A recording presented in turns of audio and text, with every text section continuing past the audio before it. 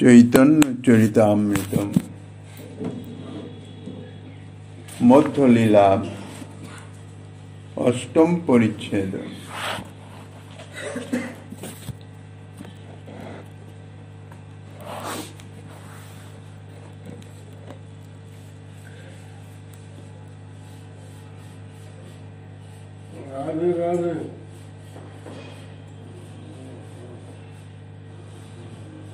উপাস্যের মধ্যে কোন উপাস্য প্রধান? শ্রেষ্ঠ উপাস্য যুগল রাধা কৃষ্ণ নাম।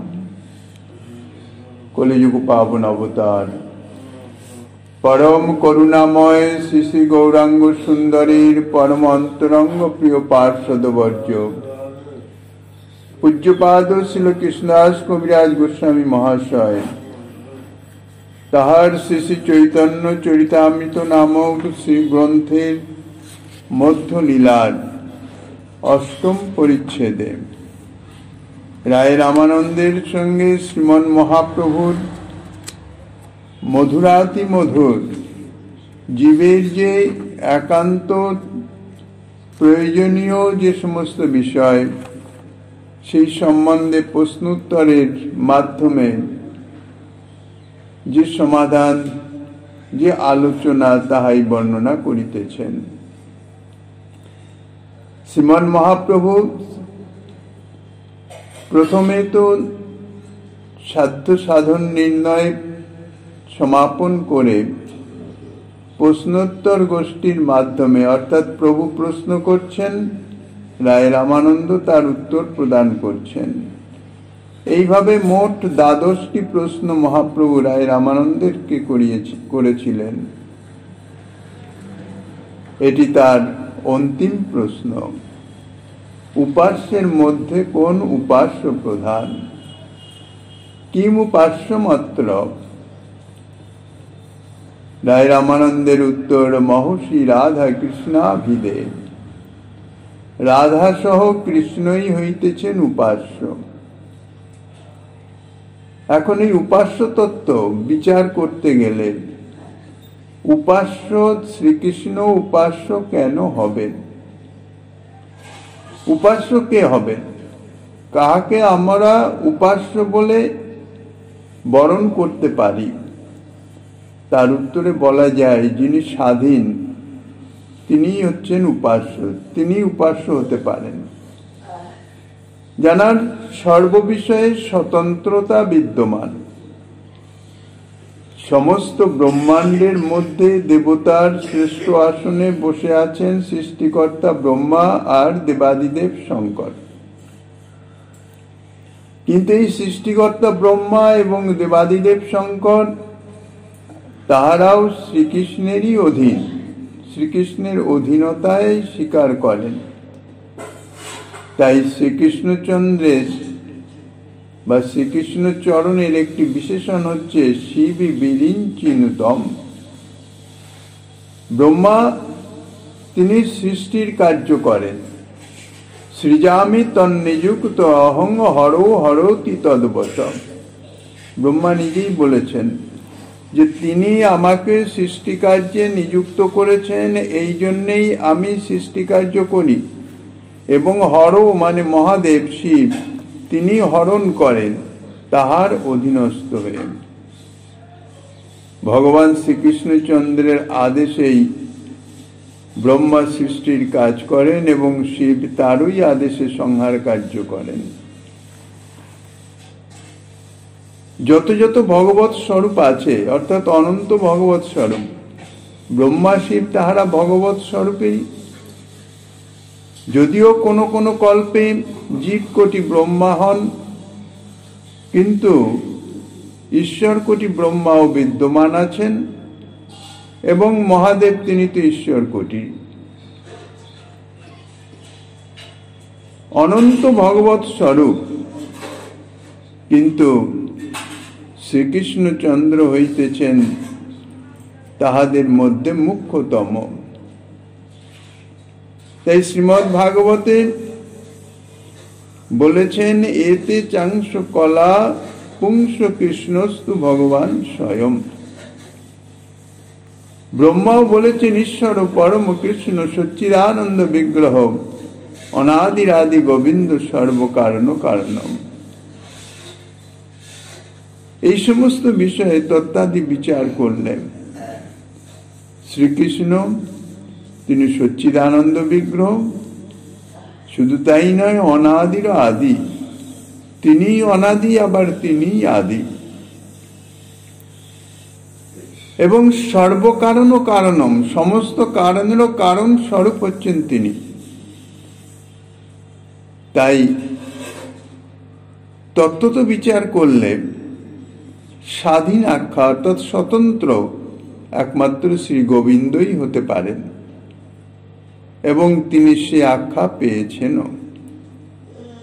শ্রীকৃষ্ণচন্দ্র তিনি পরম স্বাধীন, তাই বিচারে তিনি হচ্ছেন উপাস্য। একথা শ্রীমদ্ ভগবত গীতায় এবং শ্রীমদ্ ভাগবতে তা সুষ্ঠুভাবে আলোচনা করা হয়েছে। শ্রী গোবিন্দ তিনি গীতার বর্ণনার শেষে কর্মমার্গ, জ্ঞানমার্গ, যোগমার্গ সমস্ত কিছু বর্ণনা করে জীবের যাহা কিছু করণীয় সমস্ত কিছু বলে তারপরে সর্বগুচ্চতম বলছেন সর্বধর্মান পরিত্যাজ্য মাম একং শরণং ব্রজ। সমস্ত ধর্ম পরিত্যাগ করে অর্থাৎ সমস্ত কিছু পরিত্যাগ করে তুমি একমাত্র আমারই শরণাপন্ন হও। তিনি আরো বলেছেন সর্বগুচ্চতমং ভুয়ো সিনুমে পরমং বচ।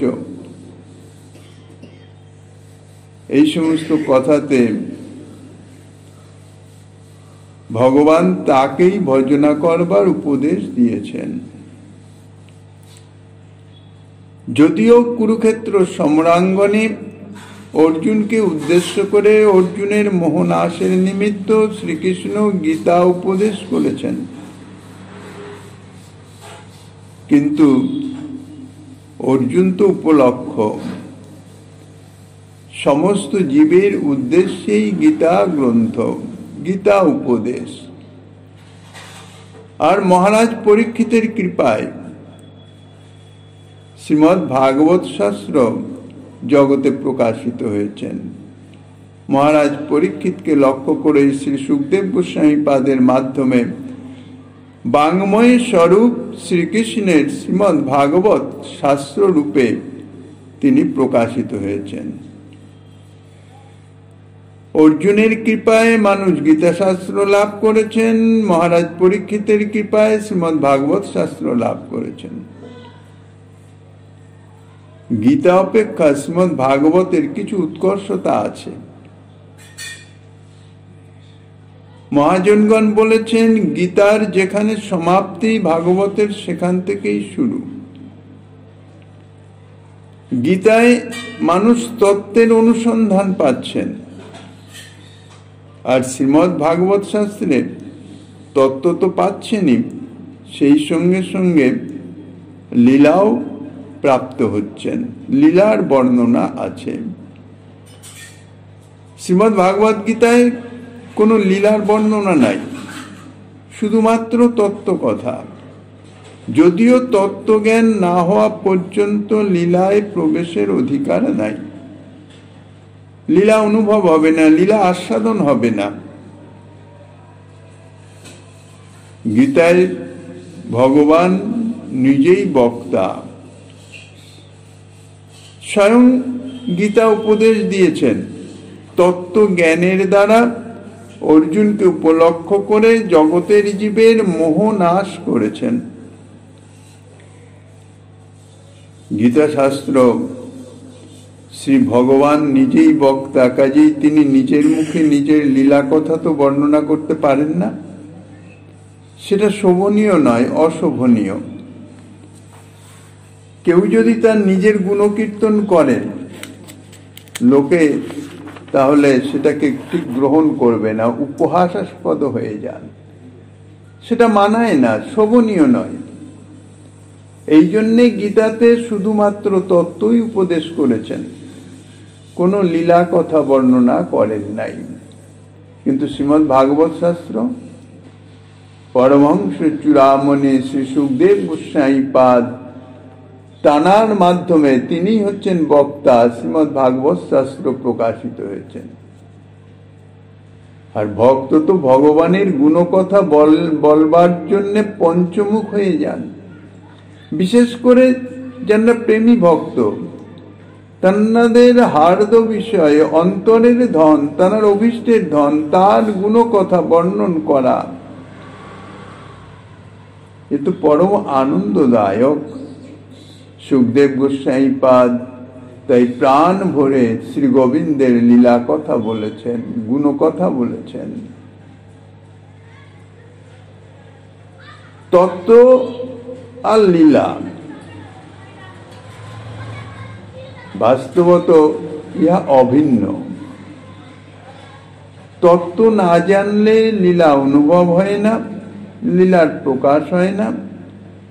আর লীলা যদি না হয়, শুধু তত্ত্ব রসহীন হয়ে যায়, শুষ্ক হয়ে যায়।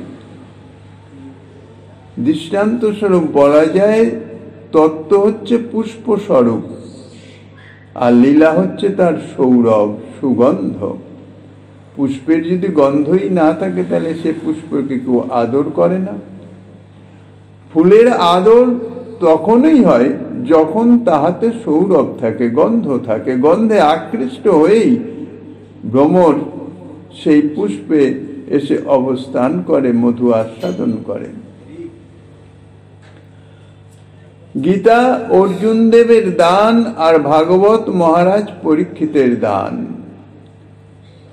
দান অর্থাৎ তানাদের উপলক্ষে গীতা এবং শ্রীমদ্ ভাগবতের জগতে প্রকাশ। অর্জুন যদি মোহগ্রস্ত না হতো, গীতার প্রকাশের কোনো সুযোগ ছিল না। পরীক্ষিত মহারাজ যদি ব্রহ্ম শাপগ্রস্ত হয়ে মুমূর্ষ হয়ে গঙ্গা তীরে এসে আত্যন্তিক কল্যাণের নিমিত্ত প্রায় প্রবসনে অবস্থান না করতেন, উভয়ই শ্রী গোবিন্দের পরম ভক্ত। অর্জুন শ্রী গোবিন্দের সখা, আর মহারাজ পরীক্ষিত তিনি তো ভক্তোত্তম। মাতৃগর্ভেই তিনি ভগবত সাক্ষাৎকার প্রাপ্ত হয়েছেন। তো যেহেতু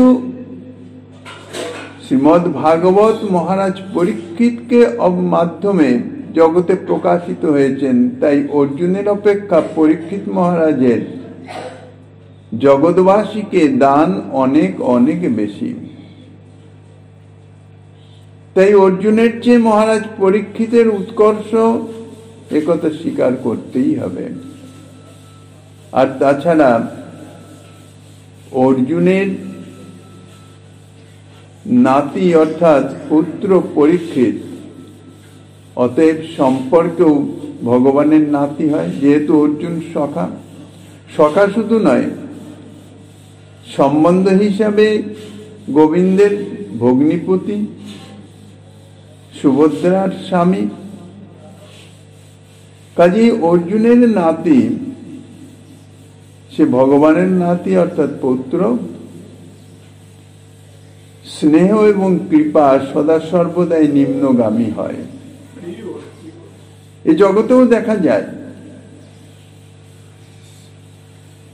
কাহারও পিতামাতার প্রতি যত স্নেহ বিদ্যমান থাকে, অর্থাৎ বয়সকালে প্রাপ্ত হলে, যতদিন তার বিবাহ ইত্যাদি না হয় ততদিন পর্যন্ত তার সর্বাংশ প্রীতি পিতামাতার। যখনই বিবাহ হলো, তার সন্তান যখন জন্মগ্রহণ করে, তখন কিন্তু তার স্নেহ নিম্নগামী, অর্থাৎ সন্তানের দিকেই ধাবিত হয়। সদা সর্বদাই স্নেহ প্রীতি ভালোবাসা নিম্নগামী, অর্থাৎ সন্তানের দিকে। পুত্র জন্মগ্রহণ করলে পুত্রের দিকেই স্নেহ প্রীতি ভালোবাসা অধিক হয়। এবার পুত্র থেকে যদি পৌত্র জন্মগ্রহণ করে, তখন কিন্তু পুত্রের প্রতি আর তাদৃশ্য স্নেহ থাকে না, তখন স্নেহের আধিক্য এসে পৌত্রের প্রতি বর্ষিত হয়। এই জন্যই বলা হয়েছে স্নেহ এবং কৃপা নিম্নগামী।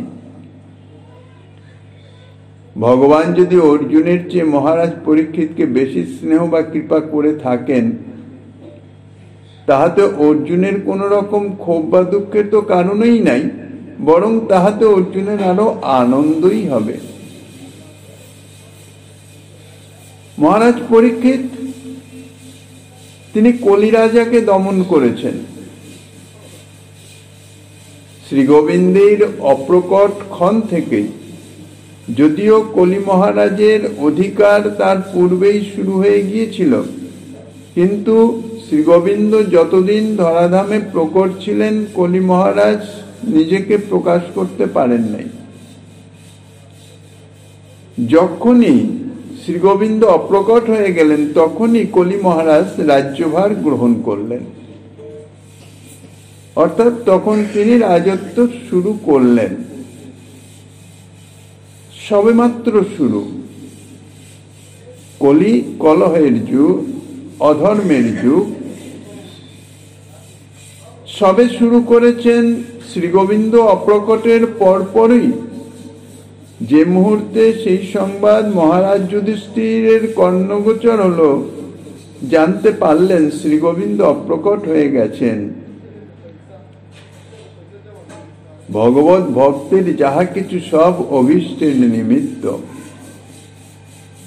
যুধিষ্ঠির মহারাজ বা পঞ্চপাণ্ডব, মাতা কুন্তী, তাহারা সকলেই শ্রীকৃষ্ণের একান্ত অনুগত, একান্ত প্রিয়জন, অর্থাৎ শ্রীকৃষ্ণ তাহাদের একান্ত প্রিয়জন।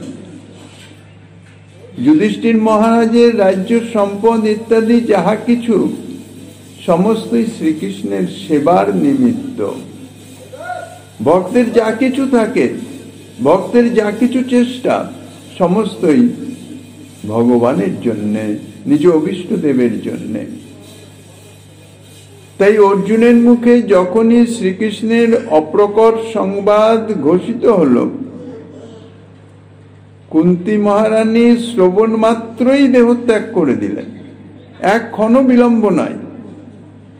শ্রীকৃষ্ণই যদি ধরাধামে নাই, তাইলে আর আমি কি জন্যে থাকব? যুধিষ্ঠির মহারাজও শ্রীকৃষ্ণই যখন নাই, তখন আমার রাজ্য সম্পত্তির তো কোনো কাজ নাই, এগুলো তো সব শ্রীকৃষ্ণের সেবার নিমিত্তই ছিল। তাই উপযুক্ত না হলেও পরীক্ষিত মহারাজকে সিংহাসনে, কারণ পরীক্ষিত মহারাজ ছাড়া দ্বিতীয় কেউ ছিলও না, পরীক্ষিত মহারাজকে সিংহাসনে অধিষ্ঠিত করে মহাপ্রস্থানের পথে চলে গেলেন।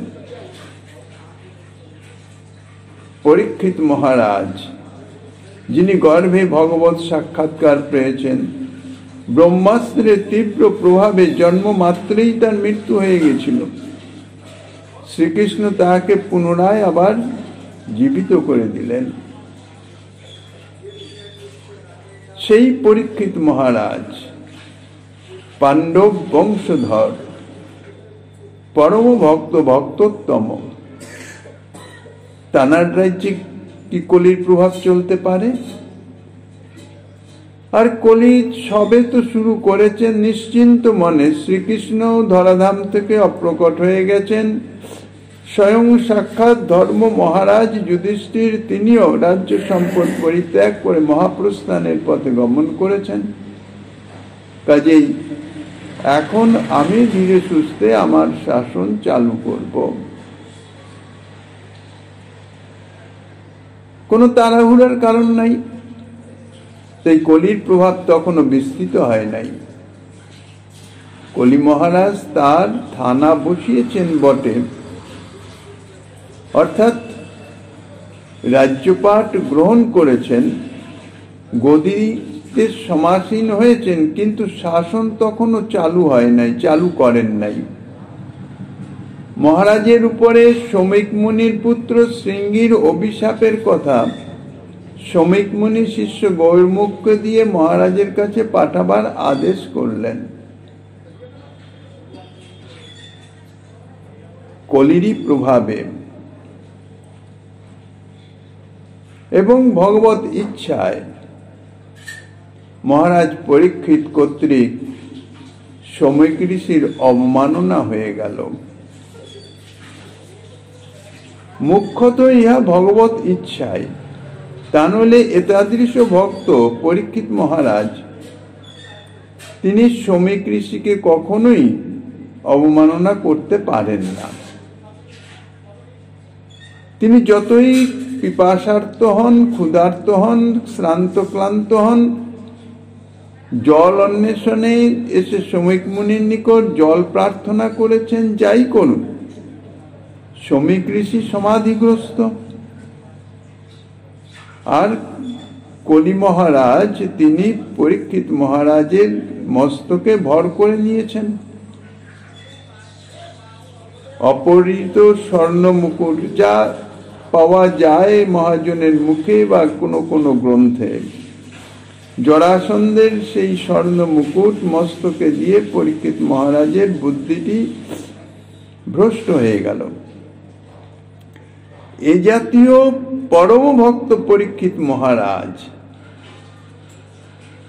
তানার যদি বুদ্ধি ভ্রষ্ট হয়ে যেতে পারে, তাহলে মাদৃশ্য জীবের বুদ্ধি কলির প্রভাবে কিভাবে ভ্রষ্ট হতে পারে তাহা অকল্পনীয়, চিন্তা করা যায় না। যে কোনো মুহূর্তে বুদ্ধি ভ্রষ্ট হয়ে যেতে পারে। আর বুদ্ধি ভ্রষ্ট হলে যে কি জাতীয় কার্য হয় তাহার দৃষ্টান্ত মহারাজ পরীক্ষিত। কলি মহারাজ সুযোগ সন্ধানে ছিলেন, কারণ মহারাজ পরীক্ষিত যতদিন আছেন ততদিন তিনি ইচ্ছামতো রাজ্যপাট বিস্তার করতে পারবেন না। পরীক্ষিত মহারাজকে সরাতে হবে। তাই পরীক্ষিত মহারাজ যখন জরাসন্ধের রাজমুকুট দেখে পূর্ব থেকেই কলি অন্বেষণ করছেন, এখন কাহারও মস্তকে যদি আরোহণ না করা যায় তাহলে তো তার বুদ্ধিকে বশীভূত করা যায় না। মস্তকে আরোহণ করে তার বুদ্ধির উপর প্রভাব বিস্তার করে বুদ্ধি ভ্রষ্ট করিয়ে তার নিজের ইচ্ছা মতো কার্য করানো সম্ভব হয়। একটা প্রবাদ বাক্য আছে না, কুকুরকে লাই দিও না মাথায় উঠে বসবে। মাথায় উঠে বসে মানে কি, সে তার ইচ্ছা মতো তাকে চালিত করবে, তার বুদ্ধিটিকে নিজের অনুকূলে কার্য করাবে। আর সবচেয়ে বড় আশ্চর্যের বিষয় এই যে বুদ্ধির ভ্রষ্টতা, এটা কিন্তু যে করে তার অনুভবে আসে না। আমি যে ভুল করিতেছি, ভুল পথে চালিত হইতেছি, এটি সে কিছুতেই বুঝতে পারে না। তাকে হাজার বুঝাও না কেন, সে বুঝবে না। ইহাই হচ্ছে বুদ্ধির ভ্রষ্টতা। কোনো কিছু অশুভ শক্তি যদি কারোর উপর ভর করে, তখন তার বুদ্ধি ভ্রষ্ট হয়ে যায়। তখন সে বোঝে না, শুধু নয় বুঝতে চায়ও না। একমাত্র সাধুগুরু বৈষ্ণবের কৃপা বা তার আনুগত্য যদি তার থেকে তাকে রক্ষা করতে পারে। এই জন্যই আমাদের ভজনকে, গৌড়ীয় ভজনকে বলা হয় আনুগত্যের ভজন। কোনো মহাত্মা, কোনো বিশেষ জন, অর্থাৎ যে কোনো একজনের আনুগত্যে অবস্থান করতে হয়। কেননা আমি ঠিক করছি না ভুল করছি, এটি বিচার করবার সামর্থ্য আমার নাই। এই জন্যে কারো আনুগত্যে থেকে তার আদেশ নির্দেশ ইত্যাদি নির্বিচারে পালন করা কর্তব্য। তা মহারাজ পরীক্ষিতের মতন এতাদৃশ ভক্ত কলি মহারাজ যখন মস্তকে চেপে বসলেন স্বর্ণের মাধ্যমে, স্বর্ণ অর্থাৎ অবৈধ, জরাসন্ধের মুকুট জরাসন্ধকে বধ করে ভীম নিয়ে এসেছিল,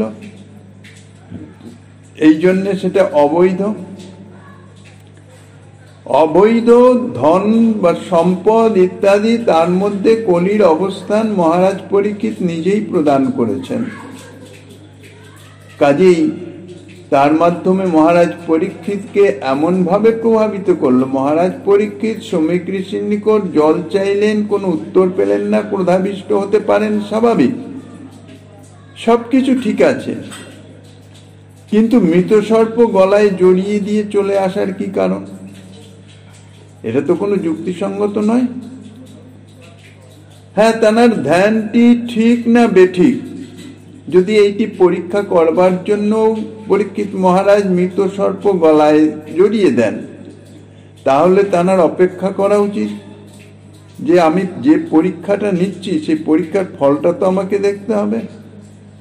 মৃত সর্প যখন গলায় প্রদান করলেন, তার ধ্যান ভাঙল না, তখন তো বোঝা উচিত ছিল যে না, এই ধ্যানটি ঠিকই আছে, মৃত সর্প সরিয়ে ফেলে দেওয়া উচিত ছিল, এটি তো স্বাভাবিক। কিন্তু এমনই বুদ্ধি ভ্রষ্ট হয়ে যায়, মহৎ অবমাননা করার স্বাভাবিকতা এসে যায়।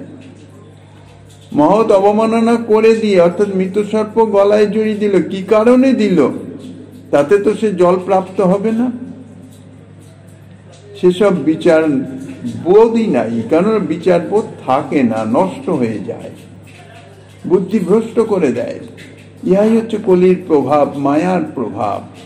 পরীক্ষিত মহারাজ তার দৃষ্টান্ত জগৎজীবকে সাবধান করে দিচ্ছেন যে খুব হুঁশিয়ার। প্রতি পদে পদে পরীক্ষিত মহারাজ ভক্ত সর্ববিধ ভাবে তার ভক্তির আচরণ, ওই একক্ষণ কখন যে পদস্খলন হবে সে নিজেও বুঝতে পারবে না। ঘুরে যখন এলেন, যখন মস্তক থেকে মুকুটটি খুলে রাখলেন, তখনই কৃতকর্মটা তো আর ভুলে যান না যে কি করে এসছেন, কেন করেছেন। যখন করছেন সে সম্বন্ধে তার কোনো ধারণা নাই, কিন্তু কি করেছেন সে জ্ঞানটি তো আছে। তখনই এত ক্ষোভ হয়ে গেল, এত দুঃখ হলো যে তিনি কল্পনা করতে পারলেন নাই যে পাণ্ডব বংশধর আমি, যে পাণ্ডবগণের রক্ষাকর্তা, পালনকর্তা, বুদ্ধিদাতা, সমস্ত কিছু প্রিয়জন, এমনকি দাসত্ব পর্যন্ত করেছেন স্বয়ং গোবিন্দ, আমি তার বংশধর হয়ে আমি কিনা মহৎ অবমাননা করলাম। সঙ্গে সঙ্গে তিনি রাজ্যপাট ছেড়েই দিলেন। এর কি শাস্তি হবে, কি প্রায়শ্চিত্ত আছে, ভগবানের নিকট প্রার্থনা করতে লাগলেন। কিন্তু শাস্তি তো হয়েই গেছে, যা ঘটবার তার। শৃঙ্গি ঋষি তো অভিশাপ দিয়েই দিয়েছেন। এখন শ্রমিক ঋষি পুত্রকে ভর্ৎসনা আদি তো যা করলেন, কিন্তু মহতের কার্য হচ্ছে এই সবসময় সকলের উপকার। শ্রমিক ঋষির কিন্তু বিন্দুমাত্র কোনো ক্ষোভ, দুঃখ ইত্যাদি নাই। মৃত সর্প অকারণে তার গলায় জড়িয়ে দিয়েছে, তিনি ভজনে অবস্থান করিতেছেন, কিন্তু মহারাজ পরীক্ষিতের প্রতি বিন্দুমাত্র ক্ষোভ নাই, বরং তিনি দুঃখিত, মর্মাহত। কেননা তিনি আশ্রমবাসী, আশ্রমবাসীর অতিথি সেবা একান্ত ধর্ম, সেইটি থেকে তিনি বঞ্চিত হয়ে গেছেন। তিনি সমাধিস্থ ছিলেন, পিপাসার্ত পরীক্ষিত মহারাজ জল চেয়েছেন, জল প্রদান করতে পারেন নাই, এই জন্য তিনি দুঃখিত। পুত্রকে তো ভর্ৎসনা করলেনই, কিন্তু যা হবার তা তো হয়ে গেছে। এখন পরীক্ষিত মহারাজের কল্যাণ তো করতে হবে। হাতে গোনা 7 দিন মোটে পরমায়ু, তারপর তো তার দেহত্যাগ হবে। সেই 7 দিনের মধ্যে তার যা অভিষ্ট, অর্থাৎ আত্মার আত্যন্তিক কল্যাণ সাধন, সে বিষয়ে চেষ্টা করা উচিত। তাকে তো সূচনা দিতে হবে, তাকে তো জানিয়ে দিতে হবে তোমার উপর ব্রহ্মশাপ হয়ে গেছে, হাতে তোমার 7 দিন সময়, তোমার যা কিছু করণীয় এর মধ্যে তুমি করে নাও। শ্রমিক মুনির পুত্র সিংহীর অভিশাপের কথা শ্রমিক মুনি তাই শিষ্য গৌরমুখকে দিয়ে মহারাজের কাছে পাঠাবার আদেশ করলেন। গৌরমুখ এহেন দুঃসংবাদ মহারাজের কাছে নিয়ে যেতে ঠিক রাজি হচ্ছিলেন না। কেননা পরীক্ষিত মহারাজ তো শশাগরা পৃথিবীর অধীশ্বর, সেই মহারাজকে এত বড় একটা দুঃসংবাদ তিনি কোন মুখে দেবেন? লোকের ভালো কথা, মঙ্গল কথা, আনন্দের কথা সেটি দেওয়া যায়, কিন্তু দুঃসংবাদ কাউকে প্রদান করা অর্থাৎ কাউকে দেওয়া এটা অত্যন্ত কষ্টকর বিষয়। তাই তিনি ছল খুঁজছিলেন, বললেন পায়ে কাঁটা ফুটেছে, চলতে পারছি না। তখন শ্রমিক মুনি বলেছেন, মহারাজ পরীক্ষিত এখনো জীবিত আছেন, কেবলমাত্র তার উপরে ব্রহ্মশাপ হয়েছে। ব্রহ্মশাপ এখনো ফলীভূত হয়নি, 7 দিন পরে তাহা ফলীভূত হবে, তখন তিনি চলে যাবেন। অর্থাৎ কলি তখনও তার রাজত্ব বিস্তার করে নাই, অধিকার এখনো পায় নাই। যেমন দেশের নির্বাচন হয় না, নির্বাচনে জিতেছে মাত্র, এখনো মন্ত্রিত্ব প্রাপ্ত হয় নাই, রাজ্য শাসনভার তার উপর অর্পিত হয় নাই। এতেই তার প্রভাব কিরকম পড়ে, অর্থাৎ কলির প্রভাব কতদূর বিস্তৃত হয়ে পড়েছে যে গুরুদেবের সামনে শিষ্য মিথ্যা কথা বলছেন। গৌরমুখের কাঁটা ফোটে নাই, কিন্তু দুঃসংবাদ তিনি পরীক্ষিত মহারাজকে দিতে ইচ্ছুক নন। গুরু আনুগত্য বা আদেশ পালন, নির্বিচারে যে গুরু বাক্য পালন, যেটি ধর্ম, এর মধ্যেই তার মধ্যে ভেজাল ঢুকে গেছে। অর্থাৎ গুরুদেবের সম্মুখে তিনি মিথ্যা কথা বলছেন। শ্রমিক ঋষি পরিষ্কার করে বললেন সে কথা, যে এখনো পরীক্ষিত মহারাজ জীবিত আছেন, এখনই যদি এই অবস্থা হয় তাহলে পরীক্ষিত মহারাজের অবর্তমানে কলি যখন তার শাসন কার্য পরিপূর্ণরূপে চালনা করবে তখন কি অবস্থা হবে?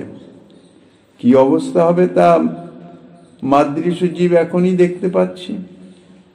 গুরু লঘু জ্ঞান নাই, শ্রেষ্ঠ কনিষ্ঠের কোনো বিচার নাই, মর্যাদার কোনো বিচার নাই, স্বেচ্ছাচারিতার চূড়ান্ত, যে যেটা ভালো বুঝছে সে সেটাই করছে।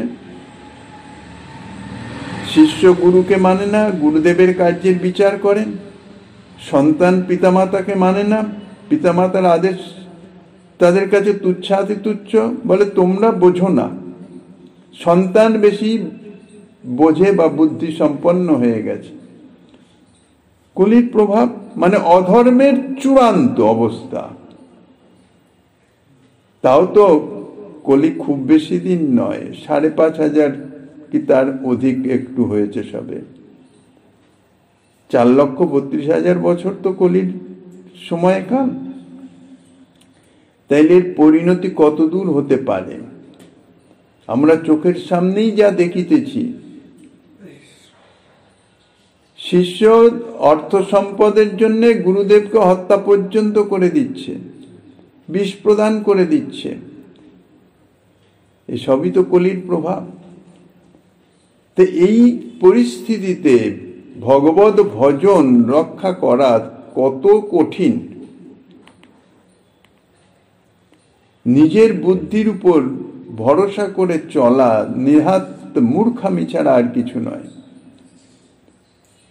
সাধু শাস্ত্র গুরু বাক্য তিনটের সমন্বয় করে যদি জীব চলতে পারে, সাধক চলতে পারে, তবেই সে সাধনে অগ্রসর হওয়া তার সম্ভব। তার মধ্যে মুখ্যত হচ্ছে আনুগত্য। কিন্তু যদি সাধুশাস্ত্র গুরু বাক্য, গুরু বলতে শুধু মন্ত্রগুরু বা শিক্ষাগুরু তা নয়, জানারা শ্রেষ্ঠ।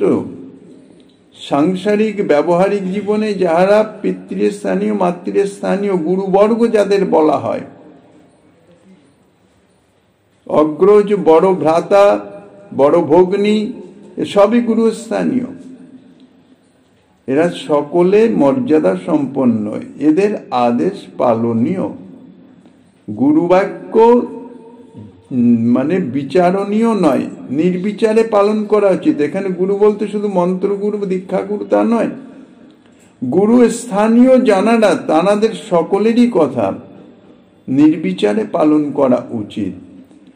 হ্যাঁ, তবে এর মধ্যে একটা কথা আছে যাহা শাস্ত্র বলেছেন, যদি ভজন বিরুদ্ধ কোনো কথা বলেন তাহলে সেটি নির্বিচারে পালনীয় নয়। ভগবত ভজনের বিঘ্নকারী যদি কোনো কথা বলেন তাহলে সেখানে সেটা নির্বিচারে পালনীয় নয়। সেখানে প্রার্থনার দ্বারা তানাকে বুঝিয়ে বাজিয়ে হোক, যেভাবেই হোক, সে আদেশটিকে প্রত্যাহার করাতে হয়, লঙ্ঘন করা নয়। লঙ্ঘন করলেও অপরাধ হয়ে যায়। মর্যাদা রক্ষণ হয় সাধুর ভূষণ, আর মর্যাদা লঙ্ঘনে হয় নরকে গমন। মহাপ্রভুর বাণী, মহাপ্রভু মর্যাদা লঙ্ঘন কিছুতেই সহ্য করতে পারতেন না, কেননা মর্যাদা লঙ্ঘন ভয়ঙ্কর অপরাধজনক। এই জন্যে গুরু স্থানীয় জানারা তানাদের আদেশ অবশ্য পালনীয়। সেটি পালন করে না কারা? যারা স্বার্থান্বেষী, নিজের সুখ সম্পদ ইত্যাদির দিকে যাদের দৃষ্টি। ভগবত ভজনেচ্ছু যে সমস্ত সাধকগণ তারা গুরু বাক্য নির্বিচারে পালন করবেন, শুধু ভজনের বিরোধী না হয়। ভজনের বিরোধী হলে তখন গুরুদেবের অন্যয় বিনয় করে মর্যাদা রক্ষা করে সে আদেশকে না পালন করে চলতে পারেন, কিন্তু মর্যাদা রক্ষা করে তানার মাধ্যমে আদেশ প্রত্যাহার করিয়ে। যাই হোক, শ্রীমদ্ ভাগবত দ্বাদশ স্কন্ধে শ্রী সুখদেব আক্ষেপ করে তাই বলেছেন, কলৌ ন রাজন জগতং পরং গুরুম তিলোকনাথ নত পাদ পঙ্কজম প্রায়েণ মর্তা ভগবন্ত মচ্যুতং যক্ষন্তি পাষণ্ড বিভিন্ন চেতস। শ্রী সুখদেব গোস্বামী পাদ বলছেন, হে মহারাজ, কলির লোক পাষণ্ডগণের বিচারে হতবুদ্ধি হয়ে জগতের পরম গুরু তিলকনাথ ভগবান অচ্যুতের পূজা আর প্রায়ই করবে না। তিলকনাথ, তিলক অর্থাৎ ঊর্ধ্ব, মধ্য এবং অধ, এই তিন লোককে বুঝাচ্ছে। আর এখানে বলেছেন প্রায়েণ, প্রায়েণ বলতে প্রায়শই, অর্থাৎ একেবারে যে করবে না তা নয়, পূজা করবে কিন্তু খুব কম, যেটা হিসাবের মধ্যে নয়। একেবারে কেউ ভজবে না তা নয়, কেউ কেউ ভজবে, তবে বেশিরভাগ লোকই সেই তিলকীনাথ ভগবান অচ্যুতের ভজনা করবে না। তাদের বলা হচ্ছে পাষণ্ড। পাষণ্ড কাদের বলা হয়? যারা বেদ বিরুদ্ধ বা বেদ বহির্ভূত কাজ করে।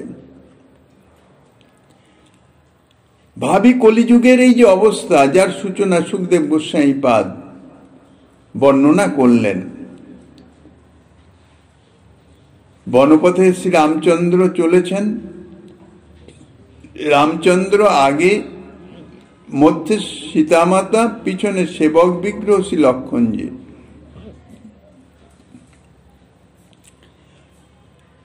চতুর্দশ বৎসর বনবাসে রামচন্দ্র, তাই বনে চলছেন।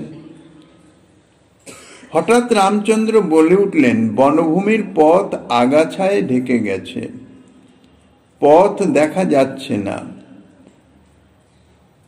এই আগাছা কাদের বলা হয়? উপবৃক্ষের নামই হচ্ছে আগাছা, যেগুলি ঠিক বৃক্ষ নয়, বৃক্ষকে অবলম্বন করে বৃক্ষের মতন অবস্থান করছে।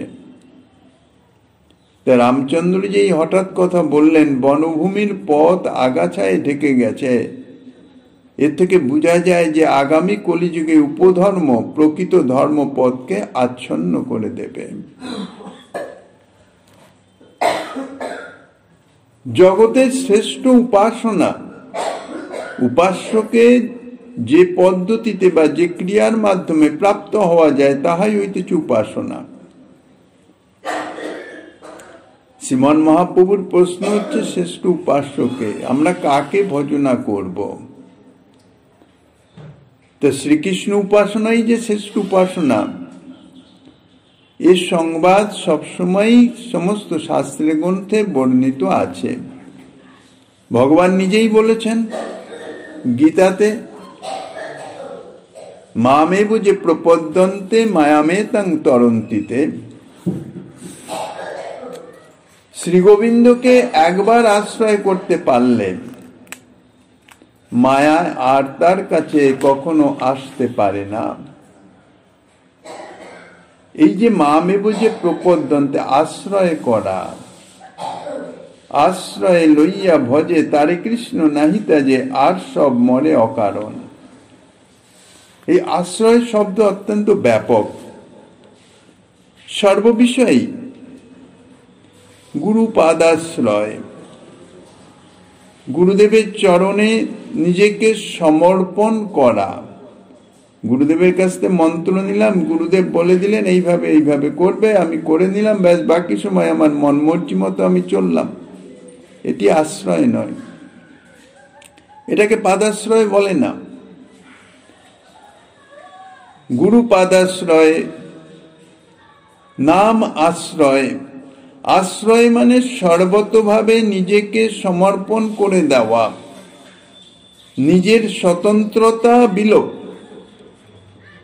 নিজের ভালো মন্দ ইত্যাদি সম্বন্ধে কোনো রকম চিন্তা ভাবনার কোনো অবকাশ নাই, বিকৃত গরুর ন্যায়। মহাজনগণ দৃষ্টান্ত দিয়েছেন, কেউ যদি তাহার গোমাতাকে, গাভীকে যদি কারো কাছে বিক্রয় করে দেয়, তখন সেই গাভীর পালন পোষণ ইত্যাদি সম্বন্ধে তার আর বিন্দুমাত্র কোনো চিন্তা থাকে না, কোনো অনুসন্ধানও থাকে না, কেননা সে তো বিক্রয় করে দিয়েছে। সেই রকম নিজেকে কায়ে মনোবাক্যে যার কাছে আমি সমর্পণ করে দেব, অর্থাৎ যার আশ্রয় গ্রহণ করব, তার কাছেই নিজেকে সমর্পণ করে দিলাম। তারপরেও যদি নিজের ভালো মন্দ সম্বন্ধে কোনো রকম অনুসন্ধানও জাগে, তাহলে সেটা হবে কপটতা, অর্থাৎ সমর্পণ তার হয় নাই, আশ্রয় তার হয় নাই। তো ভগবান বলেছেন মামেব যে প্রপদ্যন্তে মায়ামে তাং তরন্তিতে, যে আমাকে আশ্রয় করে, সর্বতভাবে যদি আমাকে সমর্পিত হতে পারে, শরণাগত হতে পারে, তাহলে মায়ার তার কাছে যায় না, মায়া তাকে মুগ্ধ করে না, মায়া যায় না। কেননা মায়ার উদ্দেশ্য তো ভগবত উন্মুখী করা।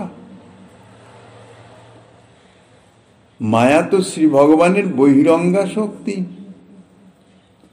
এ তো সাধারণ কেউ নয়। আমরা শ্রী ভগবানের জীব শক্তির অংশ, আমরাও শক্তির অংশ, কিন্তু অতি ক্ষুদ্রাতি ক্ষুদ্র অনু চৈতন্য মাত্র। আমাদের সামর্থ্য অতি ক্ষীণ, কিন্তু মায়া বহিরঙ্গা শক্তি, মায়ার কাছে কপটতা চলে না। আমি ভগবত শরণাগত ইত্যাদি দেখালাম, অথচ অন্তরে অন্তরে আমি সসুখ ভোগোন্মুখী রইলাম, মনে মনে বিষয় ভোগ সুখের লালসা বিদ্যমান রইল, অন্তরে সুখ ভোগ চাইল, নিজের জাগতিক সুখ সুদুঃখ ভালো মন্দ ইত্যাদি নিজেই অন্বেষণ করতে লাগলাম, তাহলে সেটা তো আর আশ্রয় হলো না, ভগবত পাদপদ্ম আশ্রয় হলো না। আমরা ভজন করতে গিয়ে গুরু পাদাশ্রয় করি, তত্ত্বত বিচার করলে গুরু পাদাশ্রয় আমাদের বিন্দুমাত্র হয় না। আমরা সম্পূর্ণ কপটতা করি। গুরু পাদাশ্রয় যদি করতে যথার্থ কেউ করে, তাহলে সে নিজের সম্বন্ধে, নিজের জাগতিক কোনো কিছু সম্বন্ধে সে অনুসন্ধান রাহিত্য হয়ে যাবে। তার অন্তরে কোনো ক্ষোভ হবে না। তার মানে এই নয় যে সে কোনো কাজ করবে না, কিছু না, তা নয়। সে সমস্ত কিছুই করবে, কিন্তু কোনো কিছুর সঙ্গে সে লিপ্ত নয়। সব প্রভুর কাজ। সে দাস হয়ে যাবে। দাস যেমন আগেকার দিনের বড় বড় জমিদার গৃহে বংশ পরম্পরা দাস ছিল, সেখানেই জন্ম, সেখানেই বৃদ্ধি, সেখানেই সব সমস্ত কিছু, তারা দাস। কিন্তু দাস হলেও তারা মানে গৃহকর্তার নিজস্ব জনের চেয়ে কোনো অংশ কম ছিল না। সেই গৃহের ভালো মন্দ সমস্ত কিছুর যথাযথ তাহারা আন্তরিকভাবে তার দেখভাল সমস্ত কিছু করত, কিন্তু সে জানতো যে এ গৃহ আমার নয়, না, আমি হচ্ছি দাস। এই যে দাসত্ব বোধ, দাসত্বের প্রকৃত যে সূক্ষ্ম মর্মটি, এটি যদি অনুভব না হয়, তাহলে জীবের স্বরূপ হয় নিত্য কৃষ্ণ দাস, মুখে হাজারবার আউড়াও আমি ভগবত দাস, আমি গুরুর দাস, সব কপটতা, আর কিচ্ছু না। এই জন্যেই এগুলি ফলবতী হয় না। আমরা বলি সবই, কিন্তু সব মুখের কথার কথা মাত্র, অনুভব নাই, আচরণে প্রকাশ নাই। সেই জন্যে মায়াও আমাদের ছাড়ে না। মায়ায় কবলিত হয়ে তিতাব জ্বালায় জর্জরিত হই, আর নিজের শোষক ভোগ বাসনা চরিতার্থ করবার নিমিত্ত স্বেচ্ছাচারিতায় পর্যবসিত হয়ে যায়। যা মনে চায় তাই করি। তত্ত্বত বিচার করবার বোধটুকু থাকে না। তার কারণ গোড়াতেই তো ছলনা, কপটতা। গুরুদেবের চরণে নিজেকে সমর্পণ করছি, সেটাই হচ্ছে কপটতা, সেটাই ছলনা। যথার্থ সমর্পণ করছি না। তাহলে যে সাধনের মূলে গোড়াতেই কপটতা থাকে, তাহলে সেই সাধন যতই অগ্রসর হোক না কেন, সে কি করে সফলীভূত হবে? তাই হয় না। ভগবান যে বলেছেন মামেব যে প্রপদ্যন্তে, একবার আমার আশ্রয় করতে পারলে মায়া আর তার কাছে আসতে পারে না। ভগবত বাক্য তো মিথ্যা নয়। তাহলে বুঝতে হবে যে আমরা আশ্রয় করতে পারি নাই। এই জন্যেই মায়াও আমাদের ছাড়ছে না, তিতাব জ্বালায় জর্জরিত হচ্ছি। কৃষ্ণ ভিন্ন অন্য দেবতার আরাধনায় মায়াকে কখনো উত্তীর্ণ হওয়া যায় না। শ্রীকৃষ্ণ নিজেই তাই বলছেন, একমাত্র আমাকে যে আশ্রয় করতে পারে। সনকাদি মুনিগণ একবার পৃথুরাজাকে বলেছিলেন, মহারাজ, যদি কৃষ্ণ ছাড়া অন্য কোনো দেবতার আরাধনা করে মায়া উত্তীর্ণ হবার বাসনা করে থাকেন, তাহলে সেটা হবে চরম ভ্রান্তি। সে চেষ্টাটা হবে কুকুরের ল্যাজ ধরে সাগর পার হওয়ার প্রচেষ্টার মতো। কৃচ্ছ মহানিহ ভবার্ণব প্লবেশান সরবর্গণ ক্রম সুখেন তিতিরসন্তি তত্তং হরের ভগবত ভজনীয় মঙ্ঘ্রি কৃত্প রূপং ব্যাসনমুত্তরং দুস্তরান্নবম। কৃষ্ণ উপাসনাই যে শ্রেষ্ঠ, তিনিই যে পরম উপাস্য, এর স্থির সিদ্ধান্ত পাওয়া গেল শ্রীমদ্ ভাগবতের এই শ্লোকের মাধ্যমে। তাহলে মোটামুটি সিদ্ধান্ত হলো এই যে শ্রীকৃষ্ণ উপাস্য তত্ত্ব, মুখ্য উপাস্য তত্ত্ব বা একমাত্র উপাস্য তত্ত্ব। একমাত্র উপাস্য হলেন শ্রীকৃষ্ণ। কিন্তু রায় রামানন্দ মহাপ্রভুর প্রশ্নের উত্তরে, অর্থাৎ কিমুপাস্যম অত্র, তার উত্তরে বলছেন মহর্ষি রাধা কৃষ্ণাভিধে। রাধা সহ কৃষ্ণই উপাস্য। রায় রামানন্দ একথা বললেন কেন? রাধা কৃষ্ণ যুগল উপাস্য, এ কথা বলার সার্থকতা কি? শাস্ত্র বিচারে তো পাওয়া যাচ্ছে কৃষ্ণই উপাস্য। তাহলে রায় রামানন্দ কৃষ্ণের সঙ্গে রাধারানীকে জুড়ে দিলেন কেন? যুগল উপাসনার কথা কেন বললেন? সে সম্বন্ধে মহাজনগণ যা আস্বাদনে দিচ্ছেন, শ্রীমান মহাপ্রভু গিরিধারীর কৃপা হলে আগামী দিন আস্বাদনের বাসনা রেখে অধ্যকার শ্রী চৈতন্য কথার এখানেই বিশ্রাম।